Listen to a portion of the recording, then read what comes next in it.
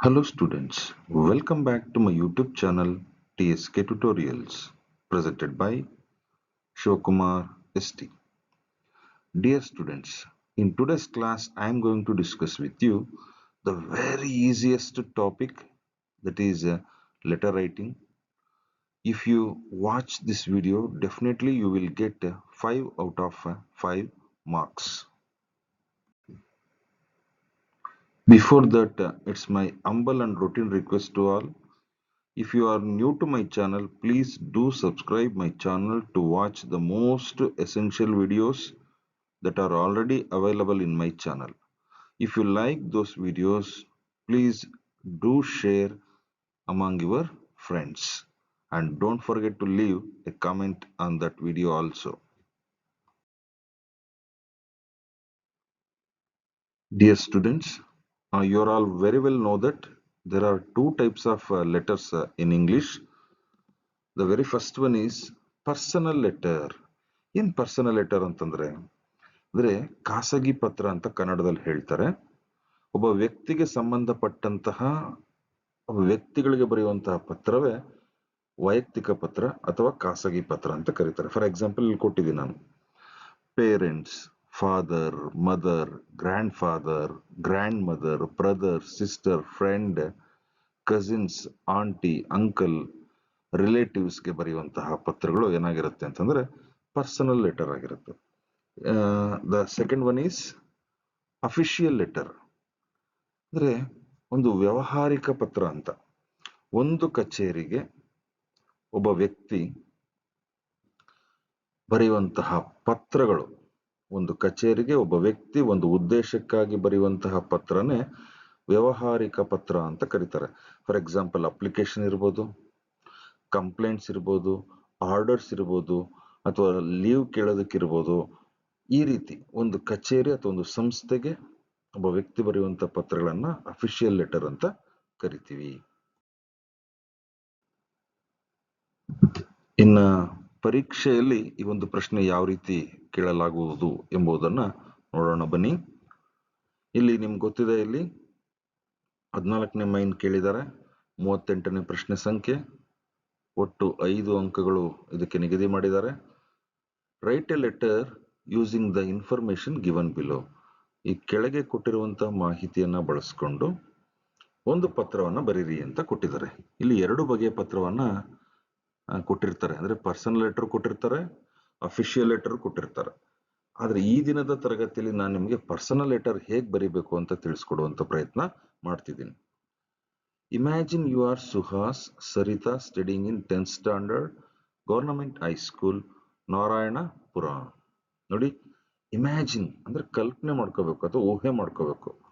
ಗಂಡ್ ಮಕ್ಳೆಲ್ಲ ಸುಹಾಸ್ ಅಂತ, ಹೆಣ್ಮಕ್ಳೆಲ್ಲ ಸರಿತಾ ಅಂತ. ಎಷ್ಟನೇ ಕ್ಲಾಸಲ್ಲಿ ಓದ್ತಾ ಇರೋದು? 10th standard. ಎಲ್ಲಿ ಓದ್ತಾ ಇರೋದು? Government high school, Narayanpur. So from address ಅವರೇ ಕೊಟ್ಟಿದ್ದಾರೆ.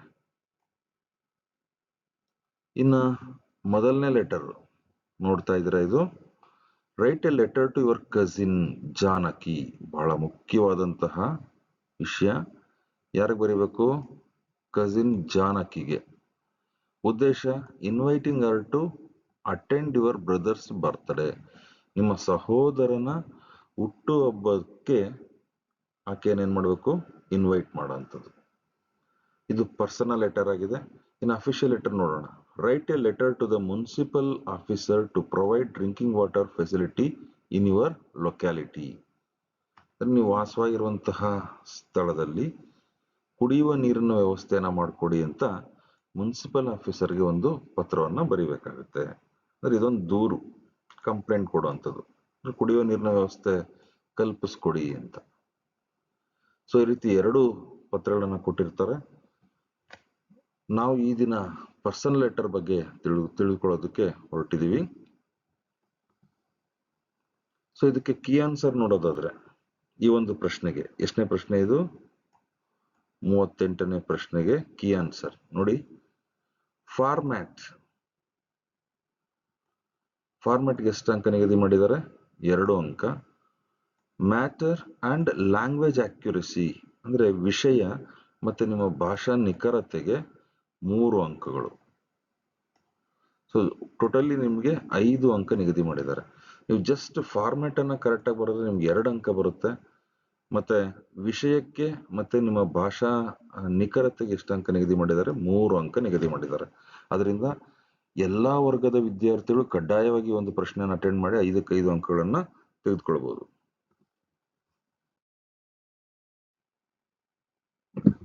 ಇನ್ನು ಕೆಲವೊಂದು ಸಾಮಾನ್ಯ ಸೂಚನೆಗಳನ್ನ ನೋಡೋಣ ಬನ್ನಿ. ರೈಟ್ ದ ಕ್ವಶನ್ ಕೇರ್ಫುಲಿ, ಅಂದರೆ ಪ್ರಶ್ನೆಯನ್ನ ಅತ್ಯಂತ ಎಚ್ಚರಿಕೆಯಿಂದ ಓದ್ಕೊಳ್ಳಿ ಉತ್ತರ ಬರೆಯೋದಕ್ಕಿಂತ ಮುಂಚೆ. Write the letter in separate new page, ಪತ್ರಲೇಖನ ಬರೀಬೇಕಾದ್ರೆ ಅದು ಕಿರು ಪರೀಕ್ಷೆ ಇರ್ಬೋದು ಅಥವಾ ಮುಖ್ಯ ಪರೀಕ್ಷೆ ಆಗಿರ್ಬೋದು ಅಥವಾ ಎಕ್ಸಾಮ್ ಆಗಿರ್ಬೋದು, ಬರಿಬೇಕಾದ್ರೆ ಹೊಸ ಪೇಜಲ್ಲೇ ನೀವು ಪತ್ರಲೇಖನವನ್ನ ಬರೀರಿ. Utilise the entire page neatly to write the letter, ಪತ್ರಲೇಖನ ಬರೀಲಿಕ್ಕೆ ನೀವು ಹೊಸ ಪೇಜ್ ಅನ್ನ ಪ್ರಾಪರ್ ಆಗಿ ಯೂಸ್ ಮಾಡ್ಕೊಳ್ಳಿ.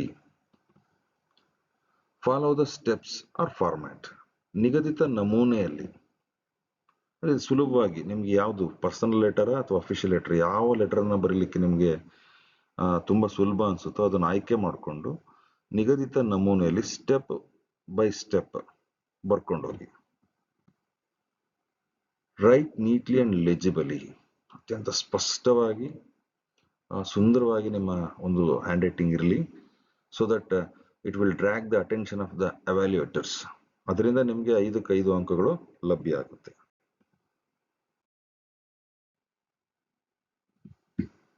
ಇನ್ನು ಪರ್ಸನಲ್ ಲೆಟರ್ ಫಾರ್ಮ್ಯಾಟ್ ನೋಡೋದಾದ್ರೆ ಮೊದಲಿಗೆ ಫ್ರಮ್ ಅಡ್ರೆಸ್ ಇರುತ್ತೆ, ಅಲ್ಲಿ ಸೆಂಡರ್ಸ್ ಅಡ್ರೆಸ್ ಅನ್ನ ಬರೀಬೇಕಾಗುತ್ತೆ.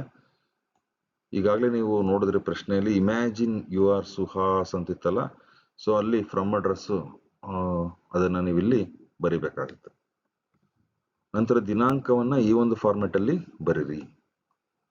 ಡೇಟ್, ಮಂತ್, ಇಯರ್ ಇದೇ ರೀತಿ ಇರಲಿ. ನಂತರ ಡಿಯರ್ ಫಾದರ್, ಅಂದ್ರೆ ಯಾರು ಕೇಳಿದ್ದಾರೆ, ಫಾದರ್ಗ, ಫ್ರೆಂಡ್ಗ, ಇದು ಸ್ಯಾಲ್ಯುಟೇಷನ್ ಅಂತ ಕರಿತೀವಿ.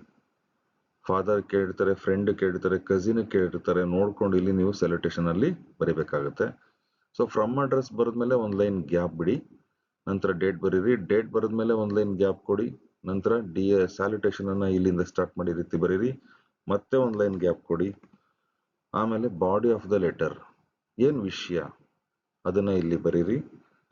ನಂತರ ಯುವರ್ಸ್ ಲವಿಂಗ್ಲಿ, ಇಂತಿ ನಿಮ್ಮ ಪ್ರೀತಿಯ, ಅಷ್ಟೇ. ಅಲ್ಲಿ father, daughter, brother, sister confusion ಆಗುತ್ತೆ, ಅಥವಾ ಬರೆದ್ರೆ ತಪ್ಪೇನಿಲ್ಲ. ಸುಲಭವಾಗಿ ಬರೆಯೋದಾದ್ರೆ ಯುವರ್ ಲವಿಂಗ್ಲಿ ಅಷ್ಟು ಬರೆದ್ರೆ ಸಾಕು, ಯುವರ್ಸ್ ಲವಿಂಗ್ಲಿ. ಮತ್ತೆ ಒಂದು ಸಿಗ್ನೇಚರ್, ಇಲ್ಲಿ ಫ್ರಮ್ ಅಡ್ರೆಸ್ ಅಲ್ಲಿ ಯಾರ ಹೆಸರು ಇರುತ್ತೋ ಅವ್ರ ಸಿಗ್ನೇಚರ್ ಇಲ್ಲಿ ಹಾಕ್ಬೇಕಾಗುತ್ತೆ. ನಂತರ ಟು ಅಡ್ರೆಸ್, ಅಂದ್ರೆ ರಿಸೀವರ್ಸ್ ಅಡ್ರೆಸ್, ನೀವು ಯಾರಿಗೆ ಪತ್ರ ಬರೀತಿದ್ರೋ ಅದನ್ನ ಇಲ್ಲಿ ಮೆನ್ಷನ್ ಮಾಡಬೇಕಾಗುತ್ತೆ.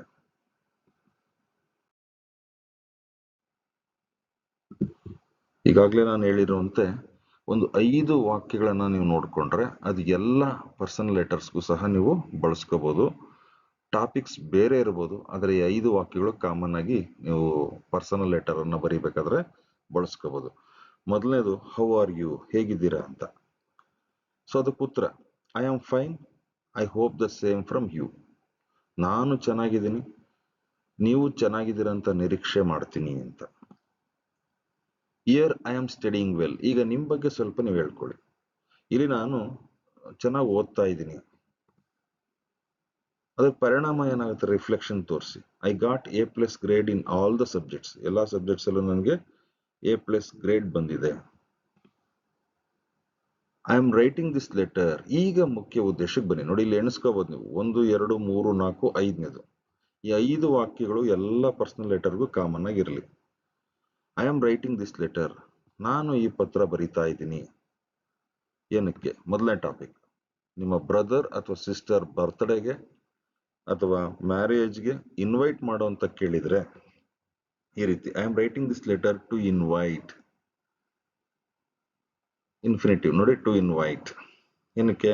ಬ್ರದರ್ಸ್ ಅಥವಾ ಸಿಸ್ಟರ್ಸ್ ಬರ್ತ್ಡೇ ಅಥವಾ ಮ್ಯಾರೇಜ್, ಡೇಟ್ ಹಾಕಿ, ಎಲ್ಲಿ ಅಂತ ಪ್ಲೇಸ್ ಹಾಕಿ. ಇನ್ನು ಎರಡನೇ ಟಾಪಿಕ್, ನಿಮ್ಮ ಶಾಲೆಯಲ್ಲಿ ನಡೆಯುವಂತಹ republic day, independence day, children's day ಅಥವಾ ಸ್ಕೂಲ್ ಆನ್ಯುವಲ್ ಪ್ರೋಗ್ರಾಮ್ ಬಗ್ಗೆ ಹೇಗ್ ನಡೀತು ಅಂತ ಶೇರ್ ಮಾಡ್ಕೊಳ್ಳಿ ಅಂತ ಕೇಳೋದಾದ್ರೆ, I am writing this letter ಏನಕ್ಕೆ, ಟು ಶೇರ್, ಈ ರೀತಿ ಬರೀಬೇಕಾಗುತ್ತೆ. ಇನ್ನ ಮೂರನೇ ಟಾಪಿಕ್, ಎಕ್ಸಾಮ್ಗೆ ಹೇಗೆ ಪ್ರಿಪೇರ್ ಆಗ್ತಿದ್ದೀರಾ ಅದನ್ನ ಶೇರ್ ಮಾಡ್ಕೊಳ್ಳಿ ನಿಮ್ಮ ಸ್ನೇಹಿತರ ಜೊತೆಗೆ ಅಂತಂದ್ರೆ, I am writing this letter to share how I am preparing for the board exams. Next ಇನ್ನ ಕೊನೆ ಟಾಪಿಕ್, ಟೂರ್ಗೆ, ಎಕ್ಸ್ಕರ್ಷನ್ಗೆ ಹೋಗೋದಕ್ಕೆ ನನಗೆ ನಿಗದಿತ ಅಮೌಂಟ್ ಅನ್ನ ಕಳಿಸ್ಕೊಡಿ ಅಂತ ನಿಮ್ಮ ಫಾದರ್ಗೆ ಪತ್ರ ಬರೀರಿ ಅಂತ ಕೇಳಿದ್ದಲ್ಲಿ, I am writing this letter to inform you about school excursion and request you to send 3000 rupees for school trip. ಇಲ್ಲಿ ಎಕ್ಸ್ಕರ್ಷನ್ ಅನ್ನೋ ವರ್ಡ್ ನಿಮಗೆ ಸ್ವಲ್ಪ ಕನ್ಫ್ಯೂಸ್ ಮಾಡ್ಬೋದು. ಯಾರಿಗೆ? ಕನ್ನಡ ಮಾಧ್ಯಮದ ವಿದ್ಯಾರ್ಥಿಗಳಿಗೆ. ಎಕ್ಸ್ಕರ್ಷನ್ ಅಂದ್ರೇನು? ಟೂರ್ ಅಂತ. ಅಂದ್ರೆ ಶಾಲೆಯಲ್ಲಿ ಪ್ರವಾಸ ಕೈಗೊಂಡಿದ್ದಾರೆ, ಆ ಪ್ರವಾಸಕ್ಕೆ ಹೋಗ್ಲಿಕ್ಕೆ ನಾನು ಇಂತಿಷ್ಟು ಹಣವನ್ನ ಕಟ್ಟಬೇಕಾಗಿರುತ್ತೆ, ಅದನ್ನ ಕಳಿಸ್ಕೊಡಿ ಅಂತ ನಿಮ್ಮ ಪೇರೆಂಟ್ಸ್ಗೆ, ನಿಮ್ಮ ಫಾದರ್ಗೆ ಪತ್ರವನ್ನು ಬರೀರಿ ಅಂತ ಕೇಳಿದಾಗ ಈ ರೀತಿ ನೀವು ವಾಕ್ಯಗಳನ್ನ ಬರೀಬೇಕಾಗುತ್ತೆ. ಸೊ ಇನ್ನು ಯಾವುದೇ ಒಂದು ಲೆಟರ್ ಅನ್ನ, ಅದರಲ್ಲಿ ಪರ್ಸನಲ್ ಲೆಟರ್ನ ಕನ್ಕ್ಲೂಡ್ ಮಾಡಬೇಕಾದ್ರೆ ಬಳಸ್ಕೊಳ್ಳುವಂತಹ ಸಾಲುಗಳು ಈ ರೀತಿ ಇರುತ್ತೆ. I miss you a lot, convey my regards to, no more to pen. So ಈ ರೀತಿ ಈ ಮೂರು ಸಾಲುಗಳನ್ನ ನೀವು ಪರ್ಸನಲ್ ಲೆಟರ್ ಅಲ್ಲಿ ಕನ್ಕ್ಲೂಡ್ ಮಾಡಬೇಕಾದ್ರೆ ಬಳಸ್ಕೊಳ್ಳಿ. ಇನ್ನ ಸೆಲೆಬ್ರೇಷನ್ ಅಟ್ ಸ್ಕೂಲ್, ನಿಮ್ಮ ಶಾಲೆಯಲ್ಲಿ ಆಚರಣೆ ಮಾಡುವಂತಹ ದಿನಾಚರಣೆಗಳು ಅಥವಾ ಆನ್ಯುವಲ್ ಪ್ರೋಗ್ರಾಮ್ ಬಗ್ಗೆ ಬರೀರಿ ಅಂತ ಕೇಳಿದಾಗ, head master hoisted the flag, HM ತ್ರಿವರ್ಣ ಧ್ವಜವನ್ನ ಆರಿಸಿದ್ರು. Our teachers gave speech on national leaders, ನಮ್ಮ ಶಿಕ್ಷಕರು ರಾಷ್ಟ್ರ ನಾಯಕರ ಬಗ್ಗೆ ಭಾಷಣ ಮಾಡಿದ್ರು. ಐ ಸ್ಯಾಂಗ್ ಎ ಸಾಂಗ್, ನಾನು ಒಂದು ಗೀತೆಯನ್ನ ಹಾಡಿದೆ. Teachers gave sweets at the end, ಶಿಕ್ಷಕರು ವಿದ್ಯಾರ್ಥಿಗಳಿಗೆ ಸಿಹಿಯನ್ನ ನೀಡಿದ್ರು ಅಂತ ಬರಿಬೇಕು. Please share your school function, please share ಅಂದ್ರೆ ನಿಮ್ಮ ಶಾಲೆಯಲ್ಲಿ ನಡೆದಂತಹ ಕಾರ್ಯಕ್ರಮದ ಬಗ್ಗೆ ನನಗೆ ಅಥವಾ ನನ್ನ ಜೊತೆ ಹಂಚ್ಕೊಳ್ಳಿ ಅಂತ ನೀವು ಪತ್ರವನ್ನ ಕನ್ಕ್ಲೂಡ್ ಮಾಡಿ. Convey my love to all. So ಈ ರೀತಿ ನಾವು ದಿನಾಚರಣೆಗಳ ಬಗ್ಗೆ ಪರ್ಸನಲ್ ಲೆಟರ್ ಅನ್ನ ಕೇಳಿ, ಅಂದ್ರೆ ದಿನಾಚರಣೆಗಳ ಬಗ್ಗೆ ಹಂಚ್ಕೊಳ್ಳಿ ಅಂತ ಕೇಳಿದಾಗ ಈ ರೀತಿ ನಾವು ವಾಕ್ಯಗಳನ್ನ ಬರಿಬೇಕಾಗುತ್ತೆ. ಇನ್ನ ಕೊಟ್ಟಿರುವಂತಹ ಪರ್ಸನಲ್ ಲೆಟರ್ ಇನ್ವಿಟೇಷನ್ ಆಗಿದ್ರೆ, ಬರ್ತ್ಡೇ ಅಥವಾ ಮ್ಯಾರೇಜ್ಗೆ ಇನ್ವೈಟ್ ಮಾಡೋದಾದ್ರೆ ಈ ರೀತಿ ಬರಿಬೇಕಾಗುತ್ತೆ. ಮತ್ತೆ ಡೇಟ್ ಅನ್ನ ಮೆನ್ಷನ್ ಮಾಡಬೇಕು, ಮತ್ತೆ ಪ್ಲೇಸ್ ಅನ್ನ ಮೆನ್ಷನ್ ಮಾಡಬೇಕು. ಸೊ ಎಲ್ಲಿ ಬರ್ತ್ಡೇ ಪಾರ್ಟಿ ನಡೀತಿದೆ ಅಂತಂದ್ರೆ ಅಟ್ ಉತ್ಸವ್ ಪಾರ್ಟಿ ಹಾಲ್, ಯಾವ್ದಾದ್ರು ಒಂದು ಪ್ಲೇಸ್ ಅನ್ನ ಹಾಕಿ. ಬರ್ತ್ಡೇ ಆದ್ರೆ ಪಾರ್ಟಿ ಹಾಲ್ ಅಂತ ಬಳಸ್ಕೊಳ್ಳಿ, ಮದುವೆ ಆದ್ರೆ ಕಲ್ಯಾಣ ಮಂಟಪ ಅಂತ ಬಳಸ್ಕೊಳ್ಳಿ, ಪ್ಲೇಸ್ ಅನ್ನ ಹಾಕಿ. ಇಲ್ಲಿ ನಾನು ತುಮಕೂರು ಅಂತ ಮೆನ್ಷನ್ ಮಾಡಿದ್ರೆ ನೀವು ತುಮಕೂರು ಅಂತಾನೆ ಮೆನ್ಷನ್ ಮಾಡೋ ಅವಶ್ಯಕತೆ ಇಲ್ಲ. ಅಲ್ಲಿ ಇಮ್ಯಾಜಿನ್ ಅಂತ ಕೊಟ್ಟಿರ್ತಾರಲ್ಲ, ನಿಮ್ ಪ್ಲೇಸ್ ನೋಡ್ಕೊಂಡು ಆ ಪ್ಲೇಸ್ ಅನ್ನ ಮೆನ್ಷನ್ ಮಾಡಿ. Please do come without fail, please do attend without fail ಅಂತ, ಅಂದ್ರೆ ಮಿಸ್ ಮಾಡದೆ ಅಟೆಂಡ್ ಆಗು ಅಂತ ಈ ಸಾಲನ್ನ ಮೆನ್ಷನ್ ಮಾಡಿ. ನಂತರ I am waiting for you, ನಾನು ನಿನಗಾಗಿ ಕಾಯ್ತಾ ಇರ್ತೀನಿ ಅಂತ ಕನ್ಕ್ಲೂಡ್ ಮಾಡಿ. ಇನ್ನು request to send money for excursion, ಟೂರ್ಗೆ ಹಣವನ್ನ ಕಳಿಸ್ಕೊಡಿ ಅನ್ನೋದಾದ್ರೆ ಇಲ್ಲಿ ಇನ್ನೊಂದಷ್ಟು ಸಾಲನ್ನ ಸೇರಿಸಬೇಕಾಗುತ್ತೆ. Teachers planned for 3 days trip, ಎಲ್ಗೆ? ಟು ಮೈಸೂರ್ ಅಂಡ್ ಕೊಡಗು, ಕೊಡಗು ಮತ್ತೆ ಮೈಸೂರು ಸುತ್ತಮುತ್ತ 3 ದಿವಸಗಳ ಪ್ರವಾಸವನ್ನ ಕೈಗೊಂಡಿದ್ದಾರೆ. I wish to go to tour, ನಾನು ಸಹ ಟೂರ್ಗೆ ಹೋಗೋದಕ್ಕೆ ಇಚ್ಛೆ ಪಟ್ಟಿದ್ದೀನಿ. ಸೊ ಪ್ಲೀಸ್ ಸೆಂಡ್ 3000 rupees, ಅದರಿಂದ 3000 ಕಳಿಸ್ಕೊಡಿ. Convey my love to mother and brother, ಇದು ನಾ ಫಾದರ್ಗೆ ಬರೀತಿರೋದ್ರಿಂದ ನನ್ನ ತಾಯಿ ಮತ್ತೆ ಸಹೋದರಿಗೆ ನನ್ನ ಪ್ರೀತಿಯನ್ನ ತಿಳಿಸಿ ಅಂತ ಹೇಳ್ತಾ ಕನ್ಕ್ಲೂಡ್ ಮಾಡಿ. ಇನ್ನ ಪ್ರಿಪರೇಷನ್ ಫಾರ್ ಬೋರ್ಡ್ ಎಕ್ಸಾಮ್ ಬಗ್ಗೆ ಕೇಳೋದಾದ್ರೆ, I am writing this letter to share how I am preparing for the exams, ನಾನು ಎಕ್ಸಾಮ್ಸ್ ಹೇಗೆ ತಯಾರಾಗ್ತಾ ಇದ್ದೀನಿ ಅನ್ನೋದನ್ನ ಹಂಚ್ಕೊಳ್ಳೋದಕ್ಕೆ ಪತ್ರ ಬರೀತಾ ಇದ್ದೀನಿ. ಡೈಲಿ ಐ ರೀಡ್ 8 hours, ನಾನು ಪ್ರತಿದಿನ 8 ಗಂಟೆಗಳು ಓದ್ತೀನಿ. From 6 PM to 11:30 PM in the evening. ಸಂಜೆ ನಾನು 6ರಿಂದ 11:30 ಓದ್ಕೊಳ್ತೀನಿ. In the morning 5 AM to 8 AM, 5ರಿಂದ 8 ಗಂಟೆವರೆಗೂ ಓದ್ಕೊಳ್ತೀನಿ ಅಂತ ಟೈಮಿಂಗ್ಸ್ ಅನ್ನ ಮೆನ್ಷನ್ ಮಾಡಿ. ಹೇಗೆ ನಾನು ರೆಡಿ ಆಗ್ತಿದ್ದೀನಿ? ಸಾಲ್ವಿಂಗ್ ಪ್ರೀವಿಯಸ್ ಇಯರ್ ಪೇಪರ್ಸ್, ಹಿಂದಿನ ಸಾಲಿನ ಪ್ರಶ್ನೆ ಪತ್ರಿಕೆಗಳನ್ನ ಬಿಡಿಸ್ತಾ ಇದ್ದೀನಿ. ಕ್ಲಾರಿಫೈಯಿಂಗ್ ಡೌಟ್ಸ್ ಫ್ರಮ್ ಟೀಚರ್ಸ್ ಇಂದ ನನ್ನ ಡೌಟ್ಸ್ ಅನ್ನ ಕ್ಲಾರಿಫೈ ಮಾಡ್ಕೊಳ್ತಾ ಇದ್ದೀನಿ. I wish to score more than 615, 615ಕ್ಕಿಂತ ಹೆಚ್ಚು ಅಂಕಗಳನ್ನ ತೆಗೆದುಕೊಳ್ತೀನಿ ಆನ್ಯುವಲ್ ಎಕ್ಸಾಮ್ ಅಲ್ಲಿ ಅಂತ ಮೆನ್ಷನ್ ಮಾಡಿ. Please share how you are preparing for the exam, ನೀನ್ ಹೇಗೆ ಪ್ರಿಪೇರ್ ಆಗ್ತಿದೀಯ ಅಂತ ದಯಮಾಡಿ ನನ್ನ ಜೊತೆ ಹಂಚ್ಕೋ ಅಂತ ಕನ್ಕ್ಲೂಡ್ ಮಾಡಿ. Eagerly waiting for your reply, ನಿನ್ನ ಒಂದು ಉತ್ತರಕ್ಕಾಗಿ ಆ ಕಾತುರದಿಂದ ಕಾಯ್ತಾ ಇದ್ದೀನಿ ಅಂತ ಕನ್ಕ್ಲೂಡ್ ಮಾಡಿ. ಈ ರೀತಿ ಬುಲೆಟಿನ್ಸ್ ಅನ್ನ ಹಾಕಿದನಲ್ಲ, ಈ ಪಾಯಿಂಟ್ಸ್ ಅನ್ನ ನೀವು ಟಾಪಿಕ್ಸ್ ಅನ್ನ ನೋಡ್ಕೊಂಡು ನೀವು ಬಳಸ್ಕೋಬೇಕಾಗುತ್ತೆ. ಇನ್ನ ಇವನ್ನೆಲ್ಲ ಒಂದು ಫಾರ್ಮ್ಯಾಟ್ ಅಲ್ಲಿ ಸಿಸ್ಟಮ್ಯಾಟಿಕ್ ಆಗಿ ಒಂದು ಫಾರ್ಮ್ಯಾಟ್ ಅಲ್ಲಿ ನೋಡೋದಾದ್ರೆ ಈ ರೀತಿ ಇರುತ್ತೆ. ಇಲ್ಲಿ ನೋಡ್ತಾ ಇದ್ದೀರಾ, ಫ್ರಮ್ ಅಡ್ರೆಸ್ ಅವರೇ ಕೊಟ್ಟಿದಾರಲ್ಲ, ಅದನ್ನ ನಾನು ಇಲ್ಲಿ ಮೆನ್ಷನ್ ಮಾಡಿದ್ದೀನಿ, ಡೇಟ್ ಮೆನ್ಷನ್ ಮಾಡಿದ್ದೀನಿ, ಮತ್ತೆ ಸ್ಯಾಲ್ಯುಟೇಷನ್ ಇಲ್ಲಿ ಮೆನ್ಷನ್ ಮಾಡಿದ್ದೀನಿ, ಮತ್ತೆ ಇಲ್ಲಿ ಸಬ್ಜೆಕ್ಟ್ ಮ್ಯಾಟ್ರಿಗೆ ಬರ್ದಿದ್ದೀನಿ. ಇಲ್ಲಿ ನಾನು ಇನ್ವಿಟೇಷನ್ ಅನ್ನ ತೆಗೆದುಕೊಂಡು ಪತ್ರವನ್ನ ಬರ್ದಿದ್ದೀನಿ. ಮತ್ತೆ ಯುವರ್ಸ್ ಲವಿಂಗ್ಲಿ ಅಂತ ಕನ್ಕ್ಲೂಡ್ ಮಾಡಿದ್ದೀನಿ.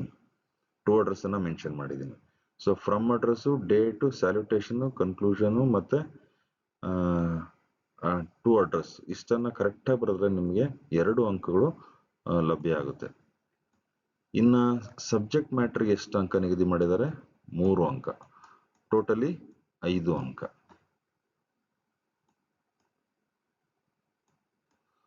ಸೊ ನೀವು ಜಸ್ಟ್ ಈ ಫಾರ್ಮ್ಯಾಟ್ ಅನ್ನ ಬರೆದು ಇಲ್ಲಿ ಒಂದಷ್ಟು ಕಾಮನ್ ಸೆಂಟೆನ್ಸಸ್ ನಾನು ಏನೇ ಹೇಳ್ಕೊಟ್ಟಿದ್ದೀನೋ ಅದನ್ನ ಬರೆದು ಜಸ್ಟ್ NC ವಿದ್ಯಾರ್ಥಿಗಳಾದ್ರೆ I am writing this letter to invite you to my brother's birthday, ಅದು ಟಾಪಿಕ್ ಇರುತ್ತಲ್ಲ ಅದನ್ನ ಅಷ್ಟೇ ಮೆನ್ಷನ್ ಮಾಡಿ ಜಸ್ಟ್ ಕ್ಲೋಸರ್ ಅನ್ನ ಮೆನ್ಷನ್ ಮಾಡಿ ಇಲ್ಲಿ ಟು ಅಡ್ರೆಸ್ ಅನ್ನ ಹಾಕಿದ್ರೆ ನಿಮ್ಗೆ 3ರಿಂದ 4 ಅಂಕಗಳು ಸಿಗುತ್ತೆ.